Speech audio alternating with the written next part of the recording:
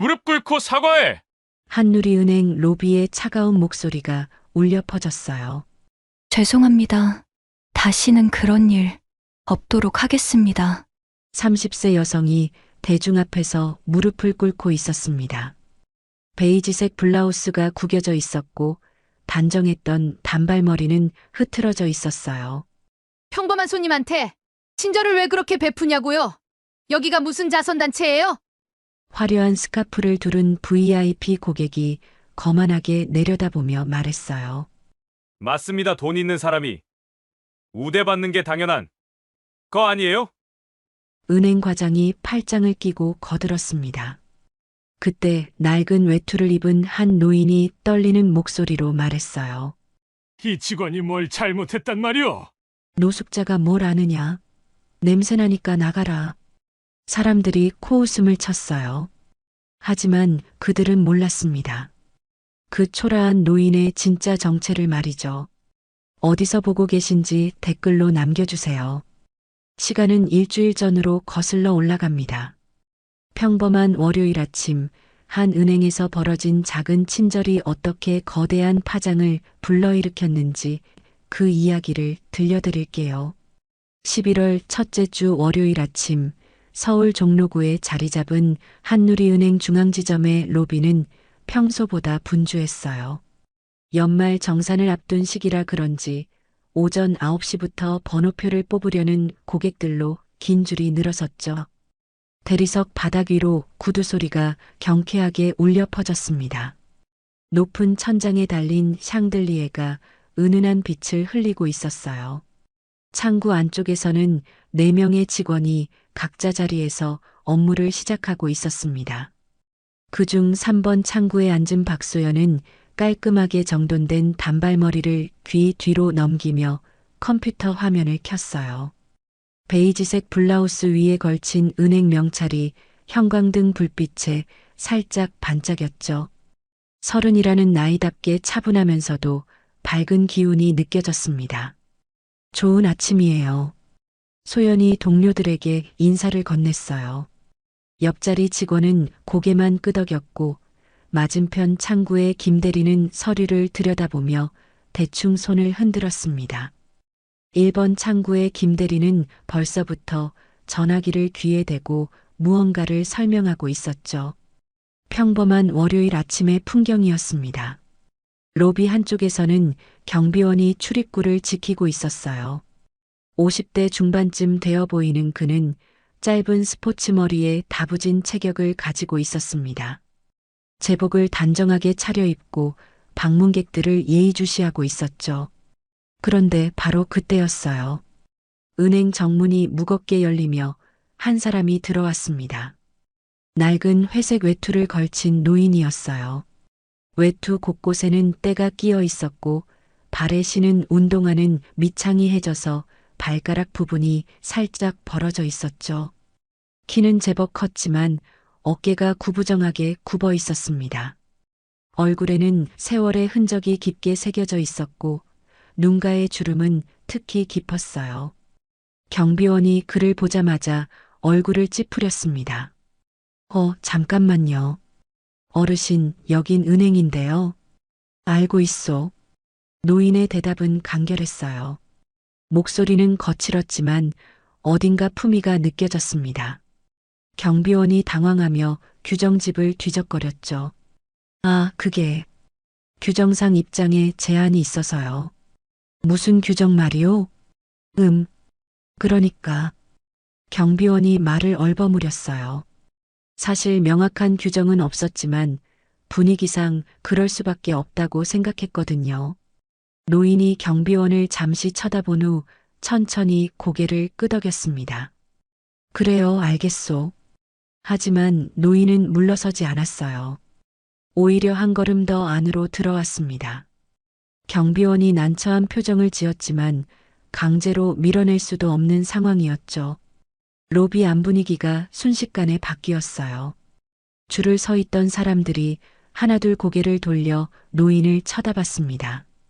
그리고 작은 목소리로 수군거리기 시작했죠. 저 사람 뭐야? 노숙자 아니야? 여기 왜 들어와? 냄새 날 것 같은데. 요즘 은행 관리가 왜 이래? 웅성거림이 점점 커졌어요. 어떤 중년 여성은 아예 몸을 돌려 노인으로부터 멀어지려 했습니다.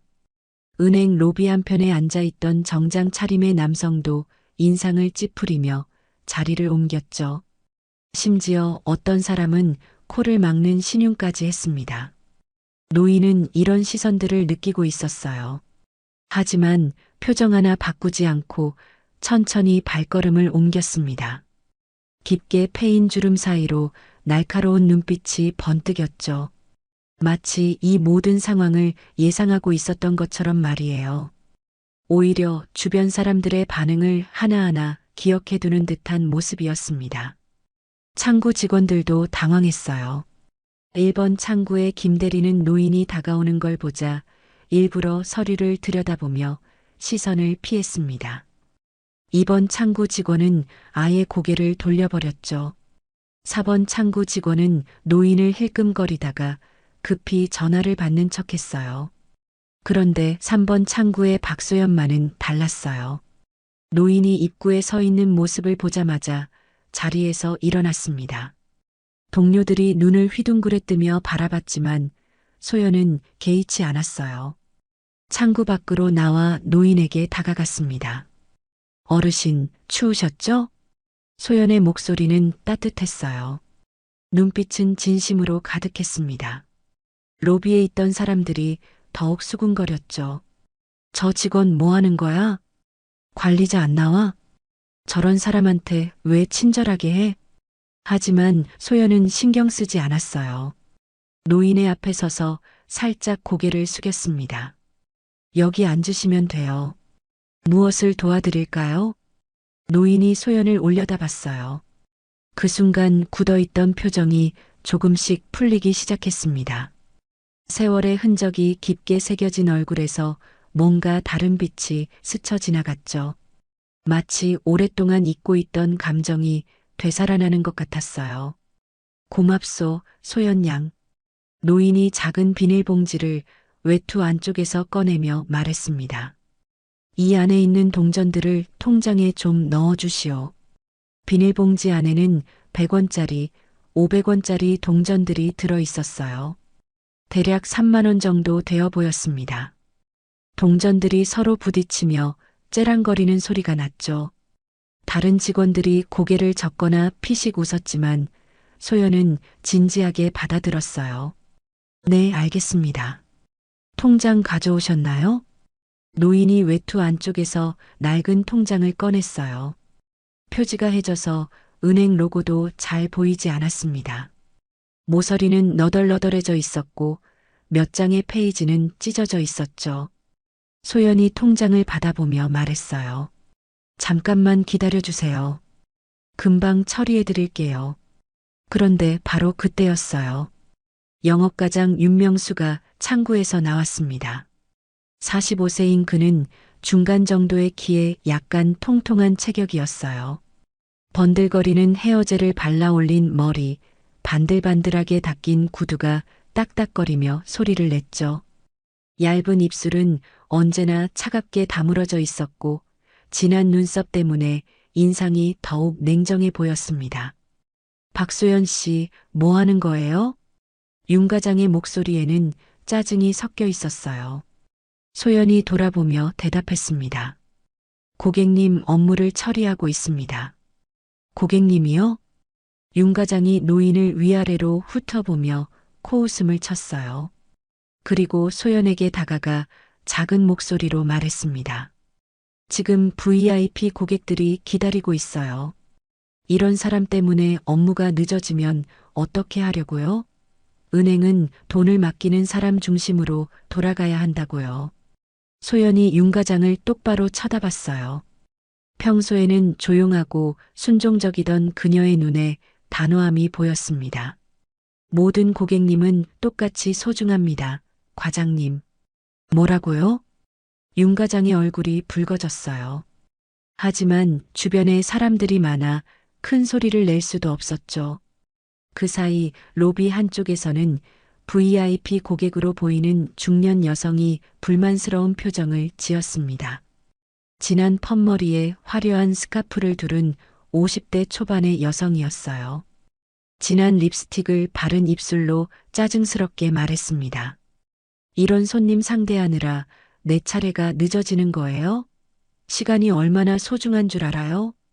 윤 과장이 황급히 그쪽으로 달려가며 허리를 90도로 굽혔습니다. 죄송합니다, 고객님. 바로 처리해드리겠습니다. 박소연 씨, 어서 VIP 고객님부터 모시라고요. 하지만 소연은 흔들리지 않았어요. 노인을 바라보며 말했습니다. 순서대로 처리하겠습니다. 어르신께서 먼저 오셨거든요. 이 말에 VIP 고객의 얼굴이 일그러졌어요. 뭐라고요? 직원 교육 다시 시켜요. 이게 무슨 서비스예요? 로비 안이 점점 소란스러워졌어요. 다른 고객들도 웅성거리기 시작했고 어떤 사람은 저런 사람 때문에 우리가 피해보는 거 아냐? 라고 목소리를 높였습니다. 이 모든 상황을 지켜보던 노인의 눈빛이 더욱 날카로워졌어요. 마치 모든 것을 기억해 두겠다는 듯 주변을 천천히 훑어봤습니다. 윤 과장의 오만한 태도, VIP 고객의 무례함, 다른 직원들의 외면, 그리고 소연의 따뜻한 마음까지 모든 것을 말이죠. 소연 양, 괜찮겠소? 나 때문에 곤란해지는 것 같은데. 노인이 소연에게 조심스럽게 물었어요. 그의 목소리에는 미안함과 동시에 고마움이 섞여 있었습니다. 아니에요, 어르신. 제가 끝까지 도와드릴게요.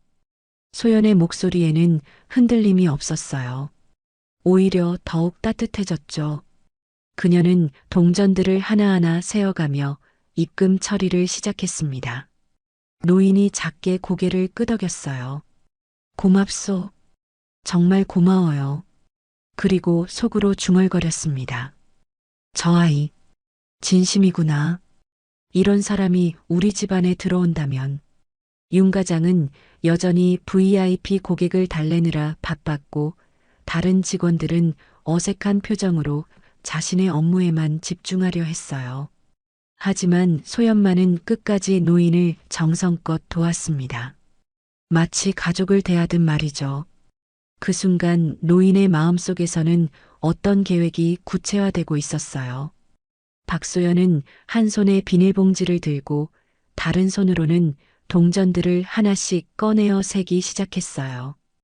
100원짜리 동전들은 오래되어 표면이 거무칠칠했고 500원짜리 몇 개는 녹이 슬어서 손가락에 검은 때가 묻어났습니다. 그래도 소연은 개의치 않고 정성스럽게 개수를 맞춰가며 입금 전표를 작성했죠. 10개, 20개. 소연이 작은 목소리로 중얼거리며 동전을 정리했어요. 노인은 그 모습을 조용히 지켜보고 있었습니다. 다른 창구 직원들은 여전히 시선을 피하고 있었고 로비의 고객들은 불만스러운 표정으로 시간을 체크하고 있었죠. 그때 윤 과장이 성큼성큼 다가왔어요. 구두 소리가 대리석 바닥에 딱딱거리며 울렸습니다. 그의 얼굴에는 참을성이 바닥난 표정이 역력했어요. 박 대리, 효율 좀 생각해요. 윤 과장이 소연의 어깨 너머로 고개를 내밀며 말했습니다. 목소리에는 짜증이 가득했어요. 이런 고객은 동전 개수기로 하세요. 셀프 창구도 있잖아요. 소연이 고개를 들어 윤 과장을 바라봤어요. 평소보다 목소리가 한 톤 낮아졌습니다. 과장님, 어르신께서 직접 도움을 요청하셨어요. 기계 사용이 어려우실 수도 있거든요. 그래서 일일이 다 해드려요? 다른 고객들은 언제까지 기다리라고요? 윤 과장의 목소리가 점점 커졌어요. 주변 고객들이 고개를 돌려 이쪽을 쳐다보기 시작했습니다. 노인도 상황이 심각해지는 걸 느끼고 있었죠. 로비 한쪽에 서 있던 정장 차림의 중년 남성이 혀를 끌끌 차며 말했어요. 요즘 세상에 동전 입금이라니. 저런 걸로 시간 낭비하네. 그 옆에 있던 젊은 여성도 거들었습니다. 맞아요. 차라리 편의점에서 바꿔오시지. 심지어 VIP 고객 구역에 앉아있던 중년 여성은 아예 큰 소리로 불평했어요. 관리자 안 나와요? 이게 무슨 서비스예요? 시간이 얼마나 귀한데. 소연의 얼굴이 조금씩 붉어졌어요. 하지만 고개를 숙이지 않았습니다. 오히려 더욱 또렷한 목소리로 말했죠. 모든 고객님은 같습니다. 불편하셔도 제가 끝까지 처리하겠습니다. 윤 과장의 인상이 더욱 구겨졌어요. 그는 소연 옆으로 바짝 다가가 귀에 대고 속삭였습니다. 박소연 씨, 지금 뭐 하는 거예요? 은행이 복지기관이에요? 실적 생각 안 해요? 과장님, 저는 지금 제 업무를 하고 있어요.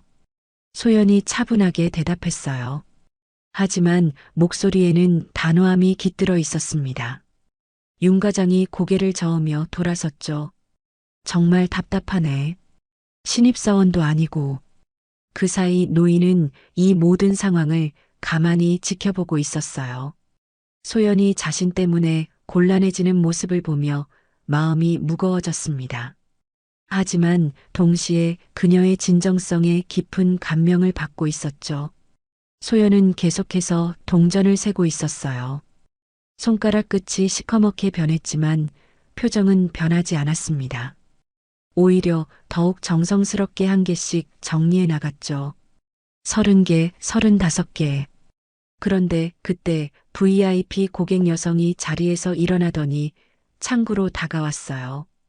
화려한 스카프가 휘날리며 걸음걸이에서부터 불만이 묻어났습니다. 저기요, 직원분. 소연이 고개를 들었어요. 여성은 가짜 미소를 지으며 말했습니다. 제가 급한 일이 있어서 그러는데요. 저분은 나중에 하시고 저부터 처리해 주시면 안 될까요? 죄송하지만 순서대로 진행하고 있어요. 조금만 기다려 주시면. 아, 정말 답답하네요. 요즘 서비스가 왜 이래요? 여성이 짜증을 내며 윤 과장을 쳐다봤어요. 윤 과장이 황급히 달려와 허리를 굽혔습니다. 고객님, 정말 죄송합니다. 제가 바로 다른 창구로 안내해 드리겠습니다. 다른 창구는 다 바쁘잖아요. 저 직원이 빨리 처리하면 되는 거 아니에요? 여성이 소연을 가리키며 말했어요. 그 순간 로비 안이 더욱 시끄러워졌습니다. 다른 고객들도 하나둘 불만을 터뜨리기 시작했거든요. 맞아요. 저런 소액 때문에 우리가 기다려야 해요? 관리가 제대로 안 되고 있네. 차라리 저 사람 나중에 하시죠. 소연의 어깨가 조금씩 움츠러들었어요. 하지만 여전히 동전을 세는 손은 멈추지 않았습니다. 노인이 그 모습을 보며 안타까운 표정을 지었죠. 소연 양, 정말 괜찮겠소? 나 때문에 너무 힘들어하는 것 같은데. 노인의 목소리에는 미안함이 가득했어요. 소연이 고개를 들어 그를 바라보며 미소를 지었습니다. 괜찮아요, 어르신. 이게 제 일이거든요. 그리고 다시 동전을 세기 시작했어요. 40개, 50개. 드디어 모든 동전을 다 셌습니다. 총 32,000원이었어요. 어르신, 총 32,000원이에요. 통장에 입금해 드릴게요. 소연이 밝게 말하며 컴퓨터에 입력을 시작했어요. 키보드 소리가 또각또각 울렸습니다. 하지만 그 순간 윤 과장이 다시 나타났어요. 박소연 씨, 잠깐 사무실로 오세요. 윤 과장의 목소리는 차갑고 딱딱했어요. 소연이 당황하며 대답했습니다. 지금 고객님 업무 처리 중인데요. 김 대리가 마저 하겠어요.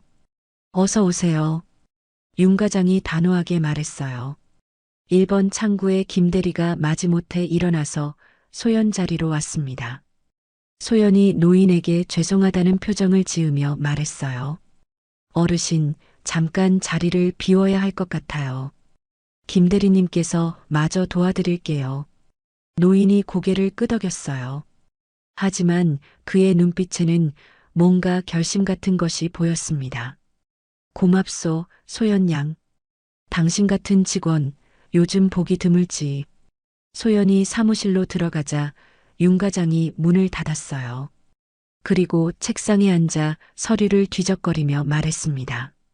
박소연 씨, 오늘 일 어떻게 생각해요? 무슨 말씀이신지. 고객 서비스가 뭔지 모르겠어요? VIP 고객들이 불만을 제기했다고요. 윤 과장이 서류를 탁 내려놓으며 말했어요. 소연이 조심스럽게 대답했습니다. 저는 모든 고객님께 동일한 서비스를 제공했을 뿐이에요. 동일한 서비스요? 박소연 씨, 은행이 뭐 하는 곳인지 알아요? 돈을 다루는 곳이에요. 돈 많이 가진 고객이 우선이라고요. 하지만은 무슨 하지만이에요. 오늘 일 보고서에 올려야겠어요. 비효율적 고객 응대, 개선 필요. 윤 과장이 펜을 들어 뭔가를 적기 시작했어요. 소연의 얼굴이 창백해졌습니다. 과장님, 그러실 필요까지는.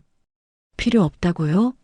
지점장님께서 실적 관리 철저히 하라고 하셨어요.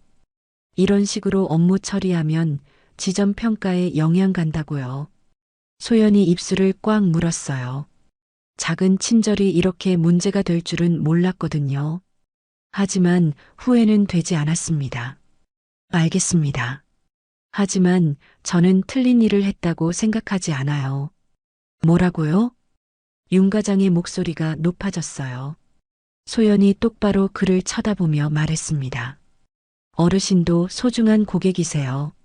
저는 그분을 정성껏 도와드린 것뿐이에요. 정성이요? 그 정성 때문에 다른 고객들이 피해봤다고요. 두 사람의 대화가 점점 격해졌어요. 사무실 밖에서는 여전히 업무가 진행되고 있었지만 분위기는 어수선했습니다. 그 사이 노인은 김대리로부터 통장을 받아들고 있었어요. 입금이 완료된 통장에는 잔액이 32,000원으로 표시되어 있었습니다. 노인이 통장을 보며 작게 웃었어요. 고맙소. 그리고 천천히 일어나 문 밖으로 향했습니다. 하지만 발걸음을 멈추고 잠시 뒤를 돌아봤어요. 사무실에서 나오는 소연의 모습이 보였습니다. 그녀의 표정은 조금 어두워져 있었지만 여전히 당당했어요. 노인의 마음속에서 어떤 계획이 더욱 구체화되고 있었어요. 그리고 속으로 중얼거렸습니다. 저 아이가 우리 집안으로 들어온다면 준호가 정말 좋은 선택을 했구나. 그날 저녁 윤 과장의 책상 위에는 보고서 한 장이 놓여 있었어요. 제목은 직원 박소연, 비효율적 고객 응대 건이었습니다. 작은 친절이 경고로 바뀌는 순간이었죠. 하지만 소연은 여전히 후회하지 않았어요. 집으로 돌아가는 길에 그녀는 생각했습니다. 맞는 일을 했는데 왜 잘못됐다고 하는 걸까? 그리고 이 모든 일이 앞으로 어떤 변화를 가져올지 아직은 아무도 모르고 있었어요. 며칠이 흘렀어요. 11월의 차가운 바람이 거리를 휩쓸고 지나갔습니다. 한누리은행 중앙지점 앞에는 여전히 사람들이 오고 갔지만 며칠 전과는 분위기가 달랐어요. 직원들 사이에서는 박소연에 대한 소문이 돌고 있었거든요. 그날 오후 2시쯤 낡은 회색 외투를 입은 노인이 다시 은행 앞에 나타났어요. 이번에는 며칠 전보다 더 초라한 모습이었습니다. 외투에는 먼지가 잔뜩 쌓여 있었고 운동화는 더욱해져서 발가락 부분이 완전히 벌어져 있었죠. 손에는 찢어진 종이봉투가 들려 있었어요. 노인이 은행 문을 밀고 들어서자 경비원이 재빨리 다가왔어요. 어르신, 저번에도 말씀드렸지만 잠깐만 보고 가겠소. 노인의 목소리는 여전히 거칠었지만 어딘가 간절함이 묻어 있었어요. 경비원이 난처한 표정을 지으며 뒤를 따랐습니다. 로비를 둘러본 노인의 눈이 커졌어요. 3번 창구 앞에서 벌어지고 있는 광경 때문이었습니다. 박소연이 바닥에 무릎을 꿇고 있었거든요. 죄송합니다. 다시는 그런 일 없도록 하겠습니다. 소연의 목소리는 떨리고 있었어요. 30세 여성이 대중이 보는 앞에서 무릎을 꿇고 사과하는 모습이었습니다. 단정했던 단발머리는 흐트러져 있었고 베이지색 블라우스도 구겨져 있었죠.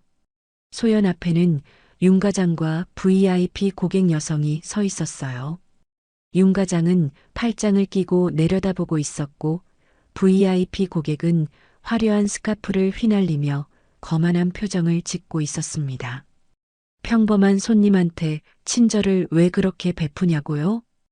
VIP 고객이 날카로운 목소리로 말했어요. 50대 초반의 그녀는 진한 립스틱을 바른 입술로 차갑게 웃고 있었습니다. 여기가 무슨 복지기관이에요? VIP 은행이라고요. 돈 있는 사람이 우대받는 게 당연한 거 아니에요? 윤 과장이 고개를 끄덕이며 거들었어요. 맞습니다, 고객님. 박소연 씨, 이번 일로 경고장이 3번째예요. 다음에 또 이런 일 있으면 어떻게 될지 알죠? 소연이 고개를 숙인 채 대답했어요. 네, 알겠습니다. 목소리가 안 들려요. 다시 말해보세요. VIP 고객이 짓궂게 말했습니다. 주변 고객들이 수군거리기 시작했어요. 저런 일로 저렇게까지 해야 해? 요즘 직장 생활이 쉽지 않네. 하지만 누구도 나서지는 않았어요. 오히려 구경거리로 여기는 사람들이 더 많았습니다. 알겠습니다. 소연이 더 큰 목소리로 대답했어요. 그 순간 그녀의 어깨가 미세하게 떨리는 게 보였습니다. 노인이 이 광경을 보며 주먹을 꽉 쥐었어요. 손등에 핏줄이 불쑥 솟아올랐습니다. 그리고 천천히 앞으로 걸어갔죠. 이 직원이 뭘 잘못했단 말이오? 노인의 목소리가 로비에 울려 퍼졌어요. 모든 사람이 고개를 돌려 그를 쳐다봤습니다. 떨리는 목소리였지만 분명하게 들렸거든요. 진심으로 고객을 대했을 뿐인데 왜 이런 굴욕을 당해야 하오? 윤 과장이 인상을 찌푸리며 노인을 쳐다봤어요. 어르신, 여기 은행 업무와 관련 없으신 분은 나가셔야 해요. 관련 없다고? 나도 이 은행 고객이요. 노인이 주머니에서 낡은 통장을 꺼내 보였어요. 며칠 전 소연이 도와줘서 만든 그 통장이었습니다. VIP 고객이 코웃음을 쳤어요. 고객이요? 노숙자가 무슨 고객이에요? 냄새나니까 빨리 나가세요. 맞아요. 여기 분위기 망치지 마세요. 다른 고객들도 하나둘 꺼들기 시작했어요. 정장을 입은 중년 남성이 손으로 코를 막는 신용을 했고 젊은 여성은 아예 멀리 피해버렸습니다. 저런 사람이 왜 여기 있어요? 관리가 제대로 안 되고 있네. 경비원은 뭐 하고 있는 거야? 웅성거림이 점점 커졌어요. 노인은 이런 반응에도 굴복하지 않고 소연을 바라봤습니다. 그녀는 여전히 무릎을 꿇고 있었어요. 소연 양, 일어나시오. 노인이 소연에게 말했어요. 목소리는 부드러웠지만 확고했습니다. 당신은 잘못한 게 없소. 사람을 사람답게 대한 것뿐이요. 소연이 고개를 들어 노인을 바라봤어요. 눈가에는 눈물이 맺혀 있었지만 그 안에서 뭔가 다른 빛이 보였습니다. 어르신, 윤 과장이 참지 못하고 소리쳤어요. 지금 뭐 하는 거예요? 여긴 은행이라고요. 업무 방해하지 마세요. 그리고 경비원에게 손짓했습니다. 저 사람 내보내요. 빨리. 경비원이 망설이며 다가왔어요. 50대 중반의 그는 지난번에도 노인을 막았던 사람이었습니다. 하지만 이번엔 뭔가 다른 느낌이 들었어요. 어르신, 죄송하지만 나도 고객인데 왜 내보내려 하오? 노인이 당당하게 말했어요. 하지만 경비원은 윤 과장의 눈치를 보며 어쩔 수 없다는 표정을 지었습니다. 내규가 우선이라서요. VIP 고객이 더욱 목소리를 높였어요. 아니, 정말 답답하네요. 이런 사람들 때문에 우리가 불쾌해져야 해요? 그녀가 윤 과장을 쳐다보며 말했습니다. 과장님, 빨리 처리하세요. 안 그러면 지점장한테 불만 제기할 거예요. 윤 과장의 얼굴이 창백해졌어요. 그는 경비원에게 더 강하게 신호를 보냈습니다. 어서 내보내라고요. 경비원이 노인의 팔을 붙잡으려 했어요. 하지만 노인은 한 걸음 물러서며 소연을 다시 바라봤습니다. 소연 양 기억하시오. 당신이 한 일은 옳았소. 그때 소연이 천천히 일어났어요. 무릎에 먼지가 묻어 있었지만 그녀의 눈빛은 처음보다 더 강해져 있었습니다. 어르신 감사해요. 소연의 목소리는 여전히 떨렸지만 확신에 차 있었어요. 윤 과장이 깜짝 놀라며 말했습니다. 박소연 씨, 뭐 하는 거예요? 다시 무릎 꿇으라고 했어요. 아니요. 소연이 고개를 저었어요. 저는 잘못한 게 없어요. 다시는 무릎 꿇지 않을 거예요. 로비가 순식간에 조용해졌어요. 모든 사람이 숨을 죽이고 이 상황을 지켜봤습니다. VIP 고객이 얼굴을 일그러뜨리며 소리쳤어요. 뭐야, 이거? 직원이 고객한테 이렇게 나와도 돼요? 그래요, 과장님. 저 직원 당장 잘라야 해요. 다른 고객들도 웅성거리기 시작했어요. 하지만 이번에는 조금 다른 반응도 있었습니다. 근데 저 직원이 뭘 그렇게 잘못했나? 사람 대접해 준 게 잘못이야? 작은 목소리들이 여기저기서 들려왔어요. 분위기가 미묘하게 바뀌고 있었습니다. 경비원이 다시 노인에게 다가왔어요. 하지만 이번엔 좀 더 조심스럽게 말했습니다. 어르신, 정말 죄송한데 제가 어쩔 수 없어서요. 노인이 고개를 끄덕였어요. 알겠소. 하지만 나가기 전에 한마디만 하겠소. 그리고 큰 목소리로 로비 전체에 들리게 말했습니다. 여러분, 기억하시오. 진심은 결코 잘못이 아니오. 사람을 사람답게 대하는 것이 가장 소중한 거요. 경비원이 노인의 팔을 잡아 문 쪽으로 이끌었어요. 소연도 함께 끌려나가려 했지만 윤 과장이 막아섰습니다. 박소연 씨는 여기 남아요. 아직 할 얘기가 많다고요. 문이 닫히기 직전 노인이 유리문 너머로 소연을 바라보며 말했어요. 괜찮소? 내가 다 봤으니 이제 그대는 증명됐소. 그의 눈빛에는 결심이 불타오르고 있었어요. 마치 무언가 큰 계획을 세우고 있는 것처럼 말이죠. 은행 밖으로 나온 노인은 휴대폰을 꺼냈어요. 오래된 핸드폰이었지만 그가 누르는 번호는 확신에 차 있었습니다. 준호야, 할아버지다. 내일 아침 8시에 한누리은행 중앙지점으로 와라. 그리고 본사 이사진들도 모두 데려와. 전화기 너머로 놀란 목소리가 들렸어요. 할아버지, 무슨 일이신가요? 내 여자친구 일터에서 벌어진 일을 직접 보여주겠다. 그리고 노인이 잠시 멈췄다가 단호하게 말했어요. 이제 진짜 시험이 시작될 거다. 은행 안에서는 여전히 소연이 윤 과장과 VIP 고객들에게 둘러싸여 있었어요. 하지만 그녀의 표정은 이전과 달랐습니다. 더 이상 굴복하지 않겠다는 의지가 보였거든요. 과장님, 저는 제가 옳다고 생각하는 일을 했어요. 소연이 또렷하게 말했어요. 그리고 앞으로도 그럴 거예요. 윤 과장의 얼굴이 붉어졌어요. 하지만 뭔가 불길한 예감이 들기 시작했습니다. 마치 큰 폭풍이 몰려오고 있는 것 같은 느낌이었죠. 다음 날 오전 9시 30분 한누리은행 본사 임원 회의실에는 긴장감이 흘렀어요. 50층 고층 빌딩의 최상층에 자리한 회의실 창문으로는 서울 시내가 한눈에 내려다 보였습니다. 하지만 그 아름다운 풍경을 감상할 여유는 아무에게도 없었어요. 회의 테이블 위에는 한 장의 공문이 놓여 있었거든요.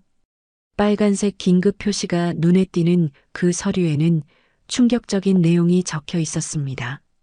한서그룹 이태준 회장, 개인자산 1,000억 원 전액 예치해지 및 타행 이체 요청. 한누리은행 김성우 은행장이 안경을 벗고 이마를 짚었어요. 60대 초반의 그는 30년 넘게 은행 업무를 해왔지만 이런 상황은 처음이었습니다. 이게 정말 맞나? 1,000억을 한꺼번에 이체한다고? 네, 확인했습니다. 이태준 회장님의 개인 계좌에서 전액 이체 요청이 들어왔어요. 옆에 앉은 부행장이 떨리는 목소리로 대답했어요. 그의 손에 든 서류들이 바들바들 떨리고 있었습니다. 그런데 더 문제는 이체 사유예요. 직원 서비스 불만족으로 인한 거래 중단이라고 되어 있습니다. 회의실이 순식간에 조용해졌어요. 침묵이 흐른 지 몇 초 후 은행장이 책상을 탁 치며 일어났습니다. 중앙지점에 당장 연락해. 무슨 일이 벌어진 건지 파악하라고. 그 순간 회의실 문이 열리며 비서가 급하게 들어왔어요. 은행장님, 한서그룹에서 추가 연락이 왔습니다. 이태준 회장님께서 오늘 오후 1시에 중앙지점으로 직접 오신다고 하세요. 은행장의 얼굴이 창백해졌어요. 한서그룹은 한누리은행의 최대 거래처 중 하나였거든요. 이태준 회장이 자금을 모두 빼간다면 은행 전체가 휘청거릴 수밖에 없었습니다. 지금 당장 중앙지점으로 가자. 은행장이 서둘러 자리에서 일어났어요. 부행장과 이사진들도 뒤따라 움직였습니다. 30분 후 한누리은행 중앙지점에는 본사 임원진들이 도착했어요. 지점장 사무실은 아수라장이 되어 있었습니다. 지점장은 전화기를 귀에 대고 연신 고개를 숙이며 사과하고 있었고 직원들은 모두 긴장한 표정으로 서 있었어요. 윤 과장은 어디 있어? 은행장이 날카롭게 물었습니다. 지점장이 황급히 대답했어요. 지금 불러오겠습니다. 몇 분 후 윤 과장이 창구에서 나왔어요. 평소보다 얼굴이 하얗게 질려 있었고 이마에는 식은땀이 송송 맺혀 있었습니다. 번들거리던 헤어젤도 지저분하게 흘러내려 있었죠. 과장님, 어제 이태준 회장님과 무슨 일이 있었나요? 은행장이 조용하지만 날카로운 목소리로 물었어요. 윤 과장이 입술을 떨며 대답했습니다. 그게 저는 이태준 회장님인 줄 몰랐어요. 그냥 노숙자 차림으로 오셔서. 노숙자 차림이요? 네. 낡은 외투에 해진 운동화를 신고 계셔서 일반 고객이라고 생각했습니다. 윤 과장의 목소리가 점점 작아졌어요. 은행장의 표정이 더욱 굳어졌습니다. 그래서 어떻게 했는데요? VIP 고객들이 불편해하셔서 빨리 처리하라고 했어요. 그리고 담당 직원한테도. 윤 과장이 말을 잇지 못했어요. 어제 박소연에게 했던 일들이 하나씩 떠올랐거든요. 무릎 꿇게 한 것, 경고장을 준 것, 결국 노인을 내쫓은 것까지 말이에요. 그 순간 로비에서 웅성거리는 소리가 들렸어요. 모든 사람이 창문 쪽으로 고개를 돌렸습니다. 밖에는 검은 세단 한 대가 서 있었어요. 최고급 벤츠였습니다. 차에서 내린 사람을 보고 모든 직원이 숨을 멈췄어요. 어제 그 노숙자 차림의 노인이었거든요. 하지만 지금은 완전히 달랐습니다. 깔끔하게 다림질된 네이비 정장을 입고 있었어요. 고급 넥타이가 단정하게 메어져 있었고 반짝이는 구두는 햇빛에 빛나고 있었습니다. 세월의 흔적이 깊게 새겨진 얼굴이지만 그 위풍당당한 모습에서는 강력한 카리스마가 느껴졌어요. 그의 뒤로는 3명의 남성이 따라왔습니다.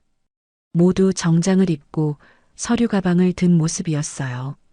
그중 한 명은 키가 크고 단정한 인상의 젊은 남성이었는데 바로 이준호였습니다.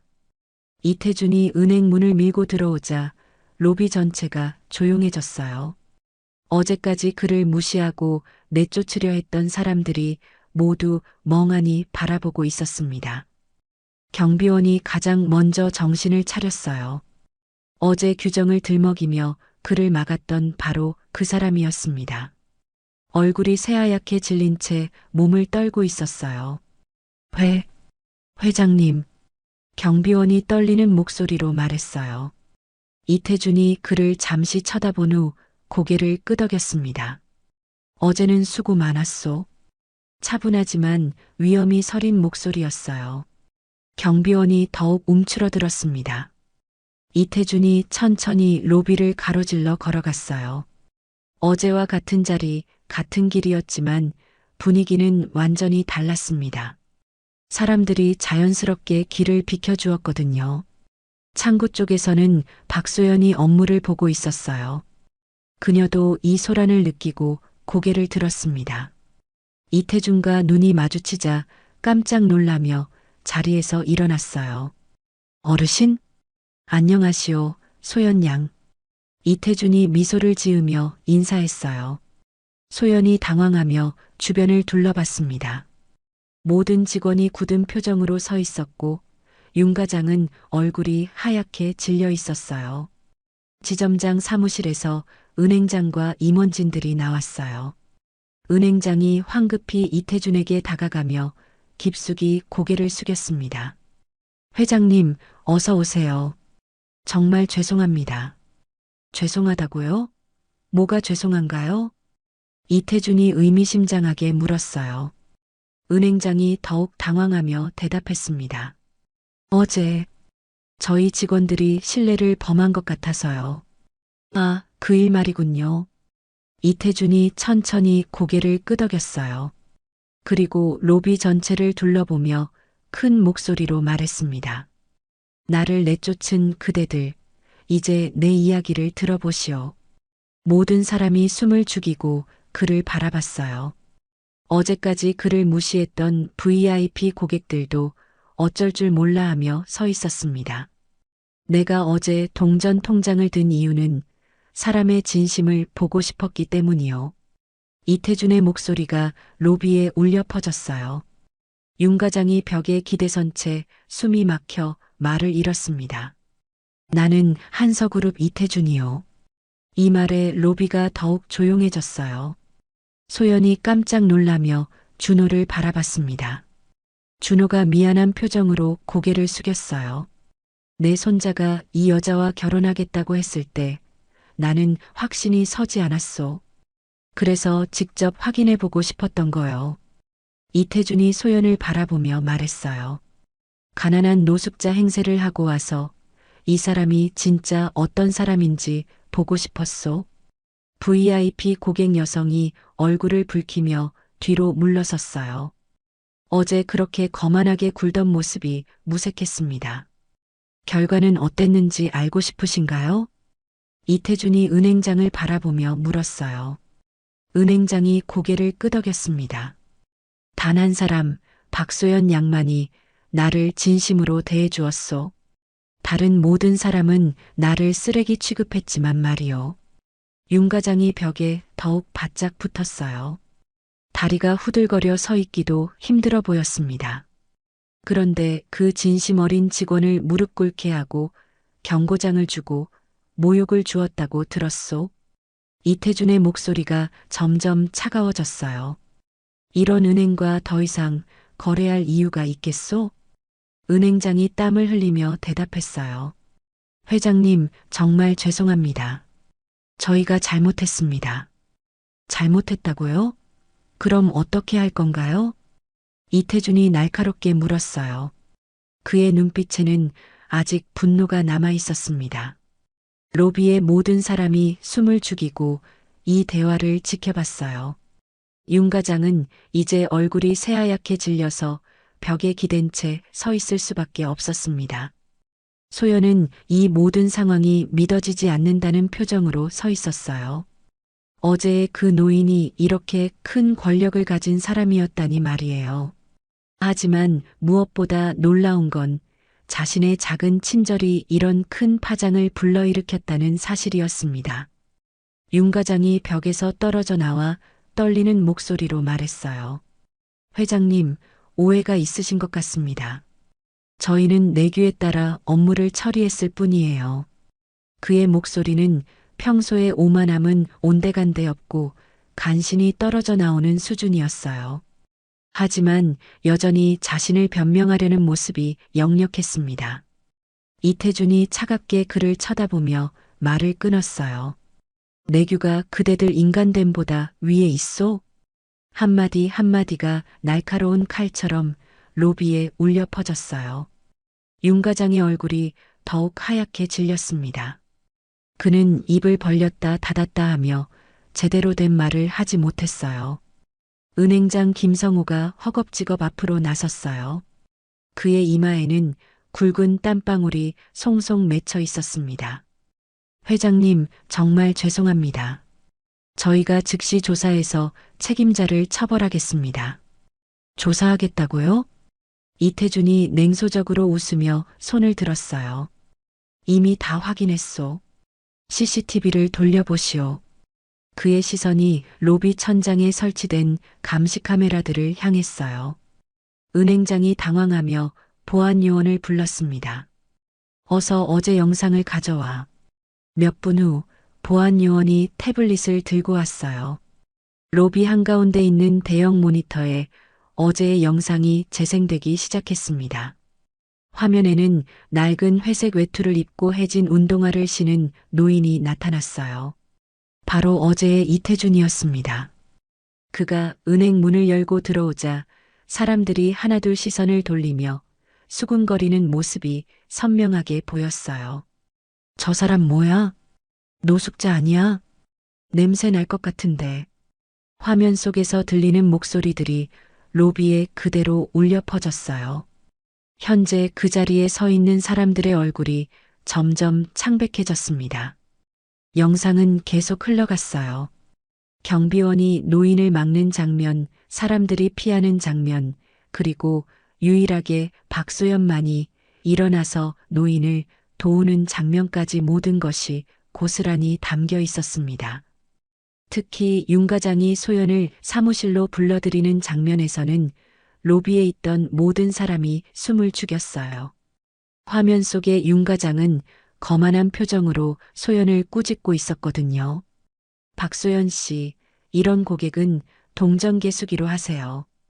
효율 좀 생각해요. 화면에서 흘러나오는 윤 과장의 목소리가 현재의 그를 더욱 위축시켰어요. 그는 이제 완전히 말문이 막힌 상태였습니다. 하지만 영상은 여기서 끝나지 않았어요. 이어서 소연이 무릎을 꿇고 사과하는 장면이 나왔습니다. VIP 고객과 윤 과장이 그녀를 내려다보며 모욕하는 모습이 선명하게 보였어요. 평범한 손님한테 친절을 왜 그렇게 베푸냐고요? 여기가 무슨 복지기관이에요? 화면 속 VIP 고객의 목소리가 들리자 현재 로비 뒤쪽에 숨어있던 그 여성이 더욱 몸을 움츠렸어요. 화려한 스카프로 얼굴을 가리려 했지만 소용없었습니다. 마지막으로 노인이 소연을 도우려다가 경비원에게 끌려나가는 장면까지 모든 것이 재생되었어요. 사람들이 노숙자가 뭘 아느냐, 냄새나니까 나가라고 말하는 소리까지 생생하게 들렸습니다. 영상이 끝나자 로비는 완전한 침묵에 휩싸였어요. 바늘 떨어지는 소리까지 들릴 것 같은 정적이었습니다. 이태준이 천천히 주변을 둘러보며 말했어요. 이게 당신들이 말하는 고객 서비스요? 그의 목소리는 낮았지만 모든 사람에게 똑똑히 들렸어요. 돈 없는 사람은 사람도 아니오? 윤 과장이 떨리는 목소리로 대답하려 했어요. 그게 아닙니다. 저희는 뭐요? 이태준이 날카롭게 반문했어요. 윤 과장이 입을 다물었습니다. 변명할 말을 찾을 수 없었거든요. 은행장이 다시 나섰어요. 회장님, 정말 죄송합니다. 이런 일이 일어날 줄 몰랐습니다. 몰랐다고요? 그럼 평소에는 어떻게 운영하고 있었던 거요? 이태준의 질문에 은행장이 말문이 막혔어요. 사실 이런 일은 어제만의 일이 아니었거든요. 평소에도 은행은 VIP 고객 위주로 운영되어 왔고 서민들은 뒷전이었던 게 현실이었습니다. 나는 78년을 살아왔소. 이태준이 갑자기 말을 바꿨어요. 모든 사람이 그의 다음 말을 기다렸습니다. 젊었을 때 나도 가난했소. 건설 현장에서 막노동을 하며 하루하루 살아갔지요. 그의 목소리에는 옛 기억이 담겨 있었어요. 그때 내가 은행에 가면 사람들이 어떻게 대했는지 아시오? 지금 어제 내가 당한 것과 똑같았소. 로비에 있던 사람들이 더욱 조용해졌어요. 이태준의 과거 이야기에 귀를 기울이고 있었습니다. 흑투성이 작업복을 입고 가면 직원들이 코를 막았고 적은 돈 입금하러 가면 번거롭다는 표정을 지었지요. 박소연이 그의 말을 들으며 마음이 아팠어요. 어제 자신이 도왔던 그 노인이 이런 아픈 과거를 가지고 있었다니 말이에요. 하지만 그때도 단 한 사람, 나를 진심으로 대해준 은행 직원이 있었소. 이태준의 표정이 조금 부드러워졌어요. 그 직원 덕분에 나는 사람에 대한 믿음을 잃지 않을 수 있었고 지금의 내가 될 수 있었소. 그가 박소연을 바라보며 말했어요. 어제 박소연 양에게서 그때 그 직원과 똑같은 진심을 봤소. 소연의 눈가에 눈물이 맺혔어요. 자신의 작은 친절이 이렇게 큰 의미를 가질 줄은 몰랐거든요. 그런데 그런 직원을 모욕하고 무릎 꿇게 하고 경고장까지 주었다고요? 이태준의 목소리가 다시 차가워졌어요. 이런 곳과 더 이상 거래할 이유가 있겠소? 은행장이 급하게 말했어요. 회장님, 기회를 주십시오. 저희가 반드시 개선하겠습니다. 개선이요? 어떻게 개선할 건가요? 이태준이 의미심장하게 물었어요. 은행장이 당황하며 대답했습니다.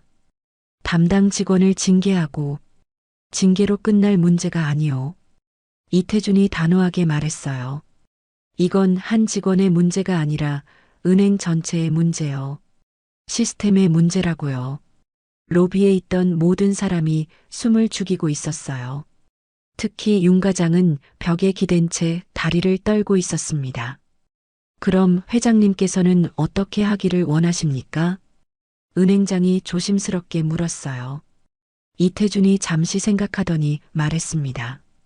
내가 직접 해결책을 제시하겠소. 하지만 그 전에 그가 윤 과장을 똑바로 쳐다봤어요. 당신부터 박소연 양에게 사과하시오. 윤 과장의 얼굴이 더욱 창백해졌어요. 하지만 거부할 수 없는 상황이었습니다.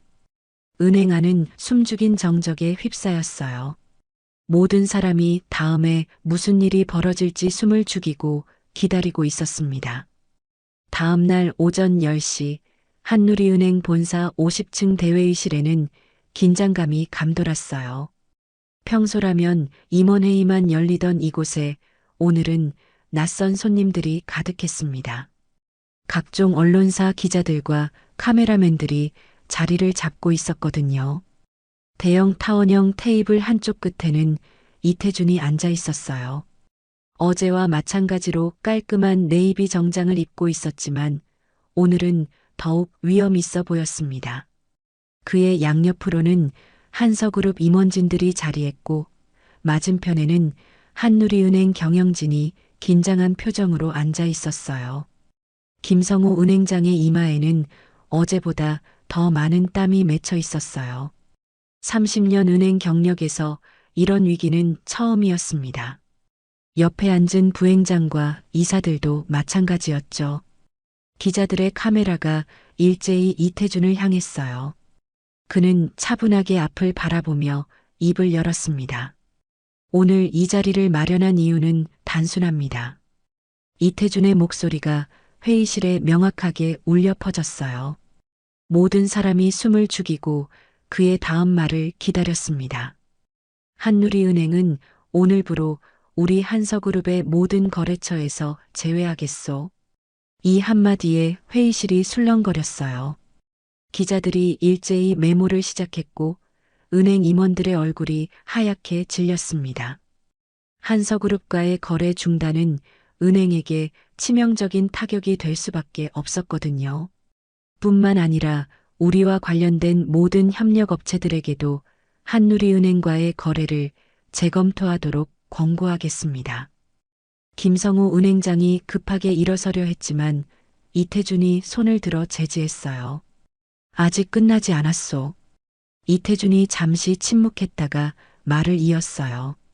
하지만 한 사람 덕분에 완전히 등을 돌리지는 않겠소. 기자들이 더욱 집중했어요. 반전이 있다는 뜻이었거든요. 회의실 앞쪽에 설치된 대형 스크린에 영상이 재생되기 시작했어요. 어제 본 그 CCTV 영상이었습니다. 낡은 외투를 입은 노인이 은행에 들어와서 사람들의 시선을 받는 장면부터 시작됐죠. 하지만 이번에는 영상이 편집되어 있었어요. 박소연이 노인을 도와주는 장면들만 모아놓은 거였습니다. 그녀가 자리에서 일어나 노인에게 다가가는 모습, 따뜻하게 말을 건네는 모습, 정성스럽게 동전을 세워주는 모습이 선명하게 보였어요. 여러분이 지금 보시는 여성은 박소연이라는 은행 직원입니다. 이태준이 스크린을 가리키며 말했어요. 어제 나는 의도적으로 노숙자 차림으로 이 은행을 방문했습니다. 기자들이 일제히 고개를 들었어요. 이것이 바로 그들이 기다리던 특종이었거든요. 내 손자의 약혼자가 과연 어떤 사람인지 직접 확인하고 싶었기 때문입니다. 회의실 뒤쪽에서 이준호가 조용히 지켜보고 있었어요. 그의 표정에는 걱정과 기대가 섞여 있었습니다. 결과는 어땠느냐고요? 단 한 사람, 박소연 양만이 나를 진심으로 대해주었습니다. 스크린에서는 계속해서 소연의 모습이 재생되고 있었어요. 다른 사람들이 피하거나 무시할 때도 끝까지 노인을 도와주는 그녀의 모습이 감동적으로 보였습니다. 나머지 사람들은 어땠느냐고요? 이태준의 목소리가 차가워졌어요. 직원들은 나를 피했고 고객들은 나를 무시했으며 관리자는 나를 내쫓으려 했습니다. 영상이 바뀌었어요. 이번에는 윤 과장이 소연을 꾸짖는 장면, 사람들이 노인을 피하는 장면, 경비원이 그를 내쫓으려는 장면들이 나왔습니다. 기자 중 한 명이 손을 들었어요. 회장님, 그럼 어제 은행에서 벌어진 일이 모두 의도된 시험이었다는 말씀인가요? 맞습니다. 하지만 결과는 제가 예상했던 것보다 훨씬 심각했어요. 이태준이 고개를 끄덕이며 대답했어요. 단순히 무관심한 정도가 아니라 적극적인 차별과 모욕이 있었습니다. 스크린에는 소연이 무릎을 꿇고 사과하는 장면이 나왔어요. 기자들이 웅성거렸습니다. 이 정도로 심한 일이 벌어졌다는 걸 몰랐거든요. 첫 번째 반전을 말씀드리겠습니다. 이태준이 기자들을 바라보며 말했어요. 어제 여러분이 내쫓으려 했던 그 노숙자가 바로 대한민국 10대 그룹 한서그룹의 회장이었습니다. 이 말에 기자들이 일제히 흥분했어요. 카메라 셔터 소리가 연신 터져 나왔습니다. 은행 임원들은 더욱 창백해졌어요. 그리고 두 번째 반전입니다. 이태준이 다시 말했어요. 모든 사람이 더욱 집중했습니다. 박소연 양은 바로 제 손자 이준호의 약혼자입니다. 이 말에 회의실이 다시 한번 술렁거렸어요. 기자들이 더욱 흥분하며 질문을 쏟아냈습니다. 그럼 회장님께서 예비 며느리를 시험하신 거였나요? 네, 맞습니다.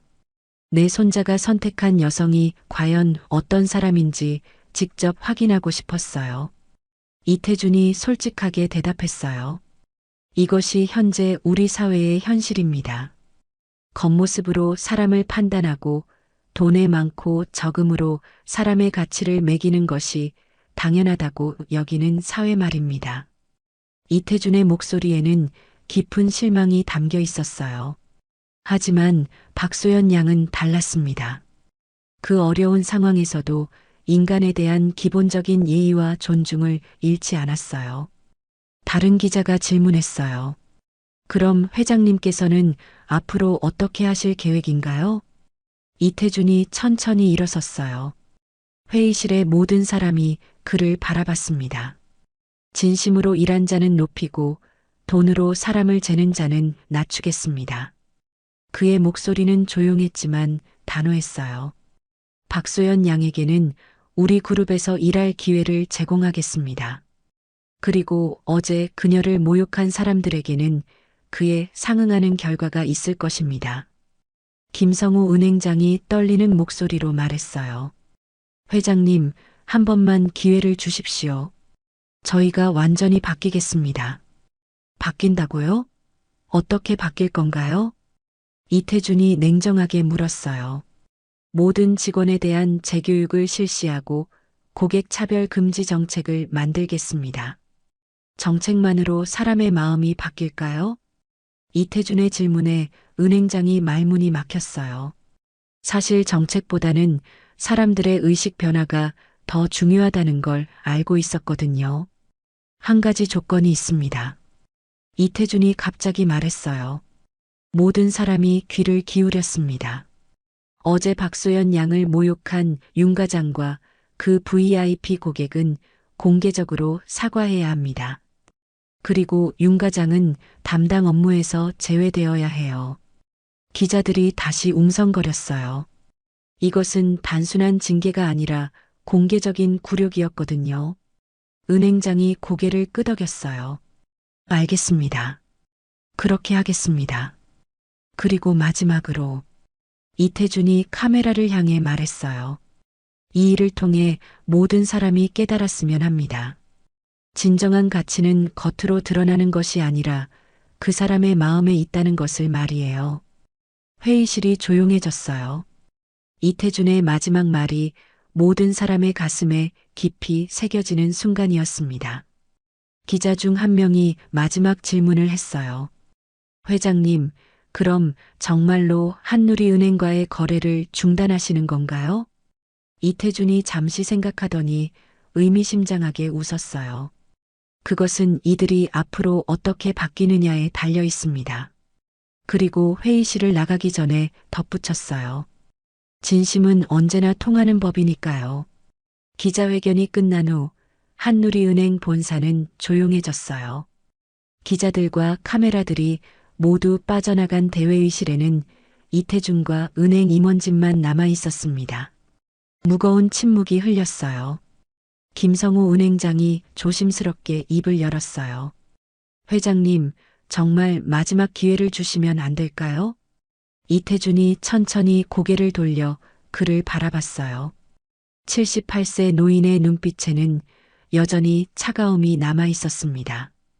기회라고 하셨나요? 어제 박소연 양에게는 기회를 주셨던가요? 은행장이 고개를 숙였어요. 할 말이 없었거든요. 지금 박소연 양은 어디 있소? 이태준이 갑자기 물었어요. 은행장이 당황하며 부행장을 쳐다봤습니다. 중앙지점에 있을 겁니다. 오늘도 평상시처럼 출근했어요. 그럼 그녀를 여기로 불러주시오. 이태준의 요청에 은행장이 즉시 전화를 걸었어요. 30분 후 박소연이 본사 로비에 도착했습니다. 그녀는 여전히 깔끔한 베이지색 블라우스와 네이비 스커트를 입고 있었어요. 하지만 어제보다 얼굴이 조금 상기되어 있었습니다. 아마 급하게 본사로 오라는 연락을 받고 당황했나 봐요. 50층 회의실로 올라가는 엘리베이터 안에서 소연은 가슴이 두근거렸어요. 무슨 일로 본사까지 오라고 한 건지 전혀 짐작할 수 없었거든요.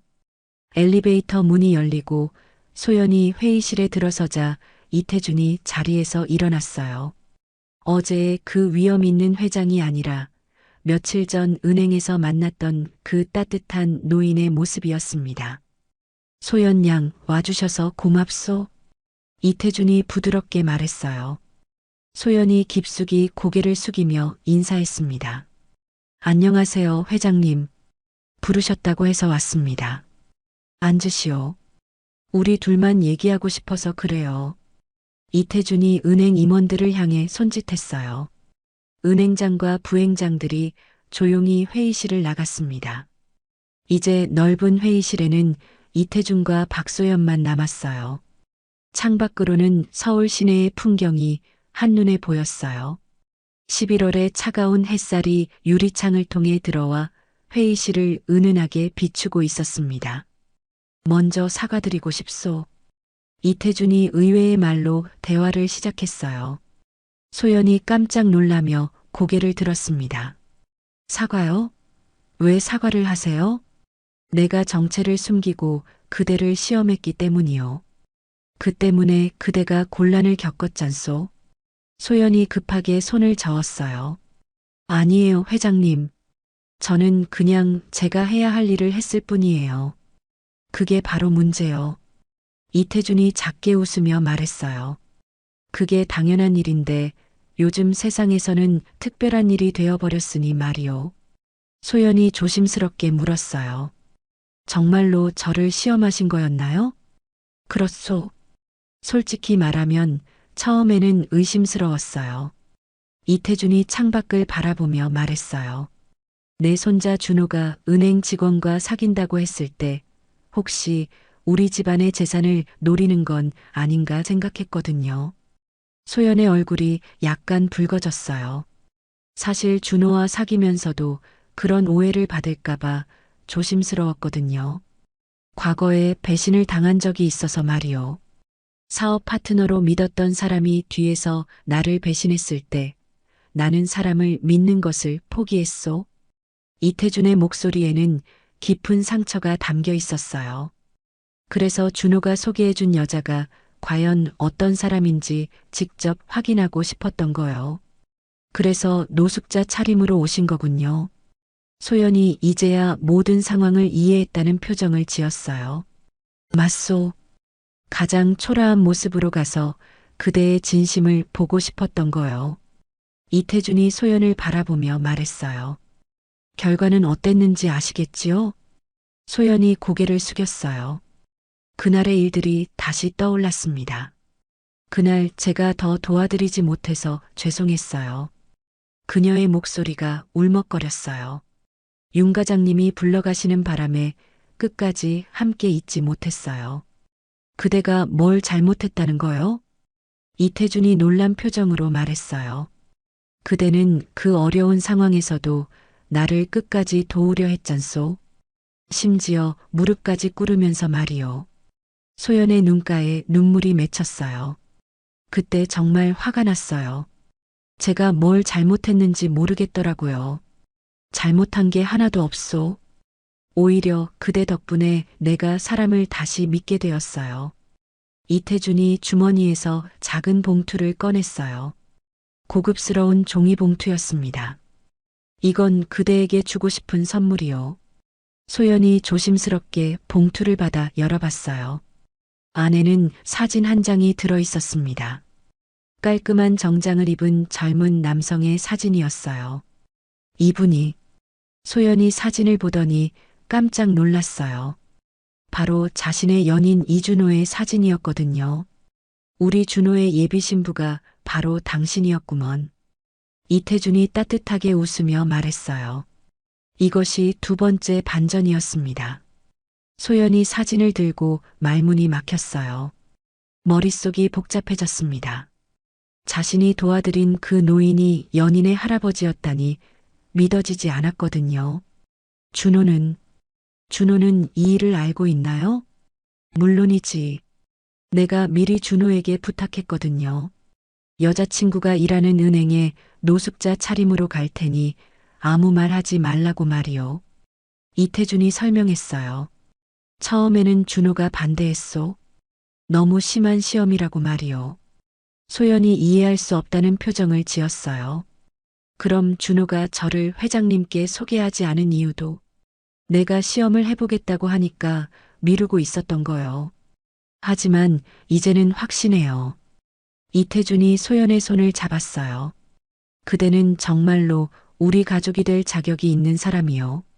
소연의 눈가에 눈물이 번졌어요. 기쁨과 놀라움 그리고 안도감이 한꺼번에 밀려왔습니다. 저는 그저 제 일을 했을 뿐인데요. 그래서 더욱 소중한 거요. 특별한 대가를 바라지 않고 그냥 사람으로서 당연한 일을 한 거니까요. 이태준이 창밖을 바라보며 말했어요.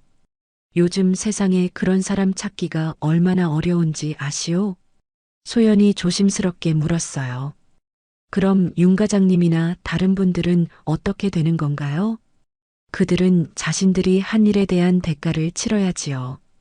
이태준의 목소리가 다시 단호해졌어요. 윤 과장은 이미 징계 절차에 들어갔고 VIP 고객이라던 그 여성도 공개 사과를 해야 할 거요. 소연이 복잡한 표정을 지었어요. 너무 심한 건 아닐까요? 심하다고요? 그들이 그대에게 한 일이 심하지 않았나요? 이태준이 소연을 똑바로 쳐다봤어요. 사람을 모욕하고 무릎 꿇게 한 것에 대한 정당한 대가예요. 그때 회의실 문이 조용히 열렸어요. 이준호가 조심스럽게 들어왔습니다. 그는 소연을 보자마자 미안한 표정을 지었어요. 소연아, 정말 미안해. 준호가 다가와 소연의 손을 잡았어요. 할아버지께서 시험을 해보겠다고 하셔서 나도 어쩔 수 없었어. 소연이 준호를 바라보며 작게 웃었어요. 괜찮아. 이해해. 정말 괜찮아? 너 때문에 얼마나 걱정했는지 몰라. 준호의 목소리에는 진심 어린 걱정이 담겨 있었어요. 이태준이 두 사람을 바라보며 흐뭇하게 웃었어요. 이제 됐소. 내 오랜 의심과 불신이 드디어 녹아내렸어요. 그날 오후 세 사람은 함께 한서그룹 본사로 이동했어요. 이태준은 소연에게 그룹 전체를 구경시켜주고 싶어 했거든요. 이제부터 그대도 우리 가족의 일원이요. 엘리베이터 안에서 이태준이 말했어요. 앞으로 어떤 어려움이 있어도 우리가 함께 할 테니 걱정하지 마시오. 소연이 깊은 감동을 받았어요. 자신의 작은 친절이 이렇게 큰 변화를 가져올 줄은 꿈에도 몰랐거든요. 그날 저녁 한누리은행에서는 긴급 임직원 회의가 열렸어요. 오늘의 사건으로 인해 은행 전체가 비상 상황에 놓였거든요.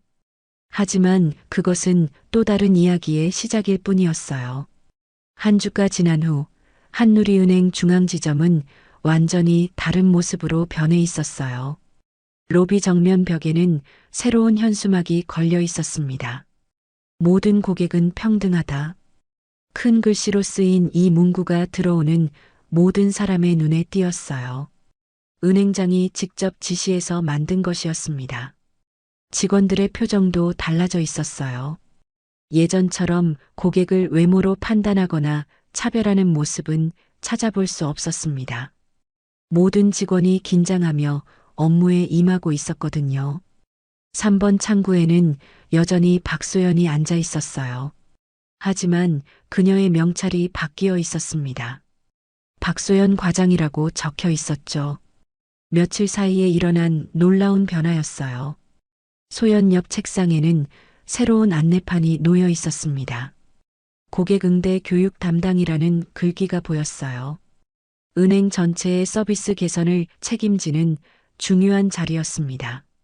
한편 4번 창구에서는 윤명수 전 과장이 새로운 업무를 보고 있었어요. 그는 더 이상 과장이 아니었습니다. 서비스 교육 발령을 받아 일반 직원으로 강등되었거든요. 예전의 거만함은 온데간데없고 조심스럽게 고객을 응대하고 있었어요. 고객님, 어떻게 도와드릴까요?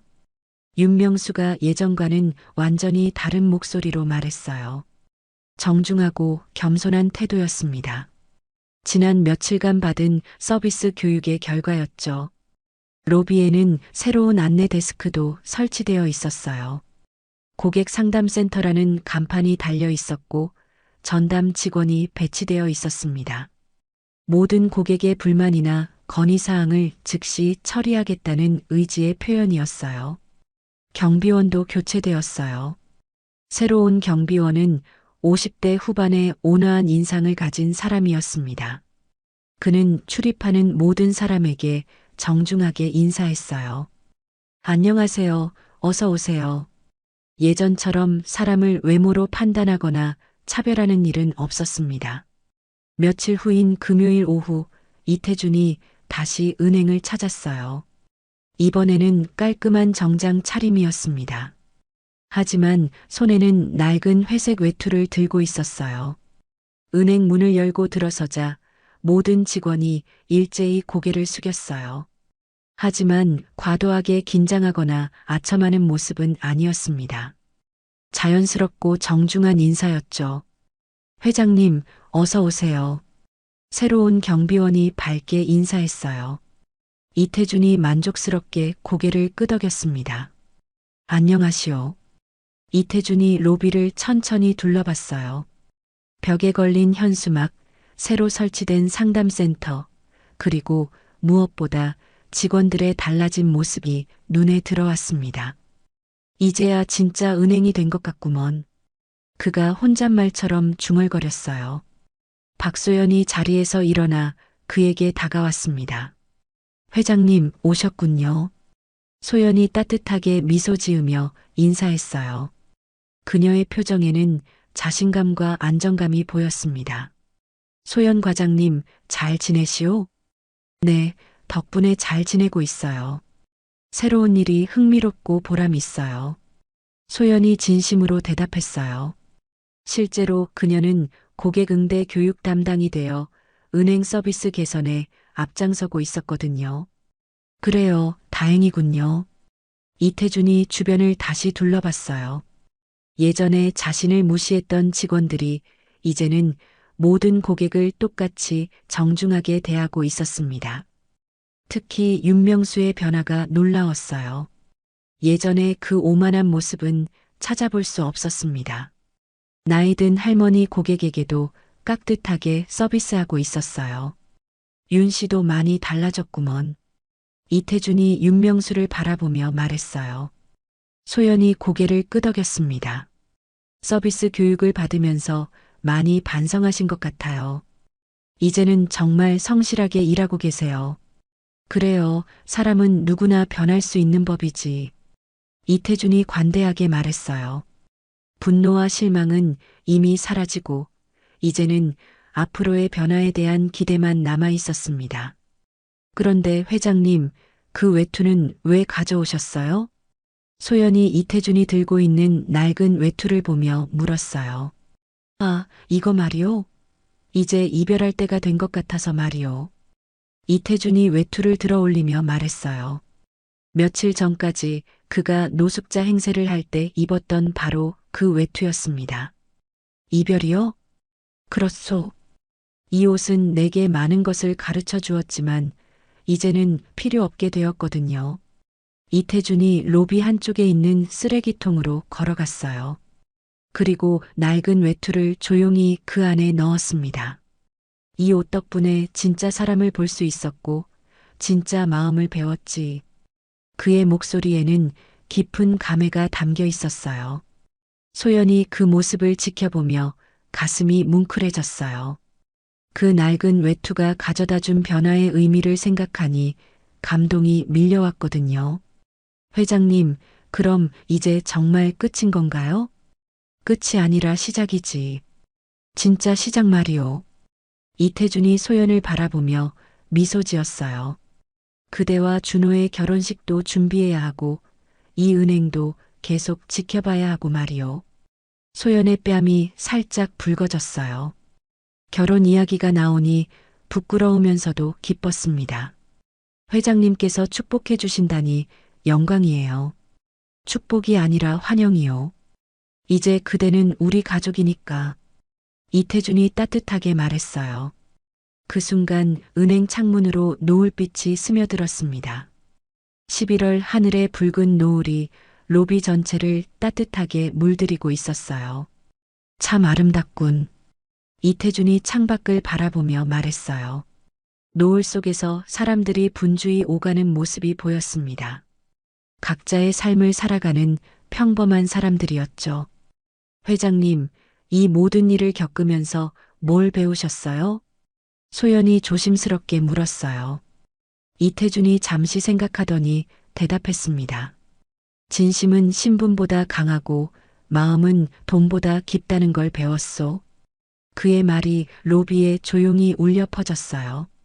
마치 이 모든 이야기의 결론 같았습니다. 그리고 가장 중요한 건 이태준이 말을 이었어요. 사람을 판단할 때는 겉모습이 아니라 마음을 봐야 한다는 거요. 소연이 깊이 고개를 끄덕였어요. 그녀 역시 이번 일을 통해 많은 것을 배웠거든요. 저도 많이 배웠어요. 옳다고 생각하는 일은 끝까지 해야 한다는 것을요. 그래요. 그게 바로 그대의 가장 큰 장점이요. 두 사람이 대화를 나누는 동안 은행 안의 업무는 평화롭게 계속되고 있었어요. 모든 고객이 동등하게 대접받고 모든 직원이 진심으로 서비스하는 모습이었습니다. 이태준이 시계를 보더니 일어섰어요. 이제 가봐야겠소. 준호가 기다리고 있을 테니. 네, 안녕히 가세요. 소연이 정중하게 인사했어요. 이태준이 문을 향해 걸어가다가 잠시 멈춰서서 뒤돌아봤습니다. 소연 양, 고맙소.